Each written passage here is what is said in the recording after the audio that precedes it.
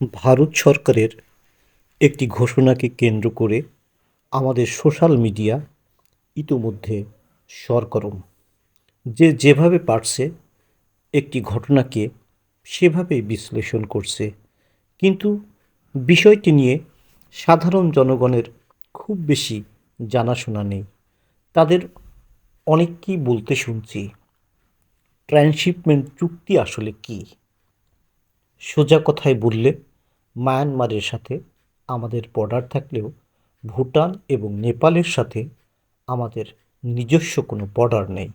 ফলে পরিবহন সুবিধার জন্য উপরোক্ত ৩ দেশের সাথে ব্যবসা বাণিজ্য বা পণ্য আনা নেওয়া করতে আমাদের ভারতের ভূখণ্ড ব্যবহার করতে হতো।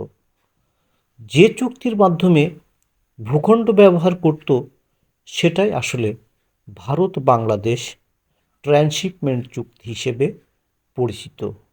যে চুক্তি স্বাক্ষর করা হয়েছিল ২০২০ সালের ১৯ জুন, কিন্তু কোনো প্রকার আলোচনা ছাড়াই ভারতের তরফ থেকে চুক্তিটি বাতিল ঘোষণা করা হয়েছে। চুক্তি বাতিলের ফলাফল কী? ফলাফল একটাই, উপরোক্ত ৩ দেশের সাথে ব্যবসা বাণিজ্য করতে গিয়ে আমরা আর সরাসরি ভারতের ভূখণ্ড ব্যবহার করতে পারব না। বিকল্প হিসেবে ভিন্ন কোনো রুট অথবা আকাশপথের সহায়তা নিতে হবে। অবশ্য মায়ানমারকে নিয়ে সমস্যার খুব বেশি কিছু নেই, কারণ মায়ানমারের সাথে আমাদের সরাসরি স্থল এবং জলপথে যোগাযোগ ব্যবস্থা রয়েছে। চুক্তি বাতিলের ভিত্তি কী? না, ভিত্তিহীন, কোনো ভিত্তি নেই। এই চুক্তি বাতিল করা স্পষ্টত আন্তর্জাতিক আইনের পরিপন্থী। ভারত ওয়ার্ল্ড ট্রেড অর্গানাইজেশনের ৫ম অনুচ্ছেদে বর্ণিত নীতিমালা লঙ্ঘন করেছে।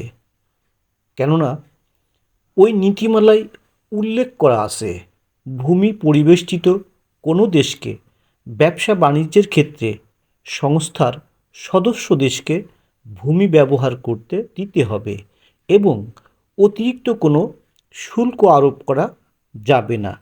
সেক্ষেত্রে আমরা বলতে পারি, নেপাল এবং ভুটান দুটি দেশ ভূমি দ্বারা পরিবেষ্টিত, তাদের কোনো নৌবন্দর নেই।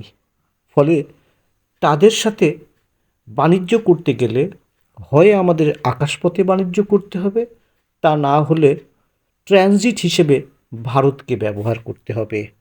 কিন্তু ভারতের এই অসহযোগিতা ওই আইনের চূড়ান্ত বরখেলাপ বলে আমি মনে করি। বাংলাদেশের অর্থনীতিতে চুক্তি বাতিলের প্রভাব কতটুকু? না, খুব বেশি প্রভাব আছে বলে আমি মনে করি না। কেননা উপরোক্ত ৩টি দেশের সাথে আমাদের যে বাণিজ্য, তা খুব সামান্যই, আর যেটুকু আছে তা বিকল্প পন্থায় অব্যাহত রাখা সম্ভব। কেননা তাদের সাথে আমাদের যে বাণিজ্যিক সম্পর্ক, এটা নতুন না। ট্রান্সশিপমেন্ট চুক্তি স্বাক্ষর হওয়ার আগেও তাদের সাথে আমাদের বাণিজ্যিক সম্পর্ক ছিল।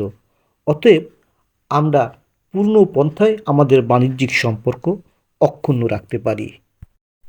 তবে একথা বলতে পারি, এই চুক্তি বাতিলের ঘটনা ভারতের জন্যই হিতে বিপরীত হবে। বিশ্ব সম্প্রদায় তাদেরকে অসহিষ্ণু এবং প্রতিবেশীদের প্রতি বৈরী মানসিকতা সম্পন্ন হিসেবে আখ্যায়িত করবে, আর এখানেই ভারতের নৈতিক পরাজয়।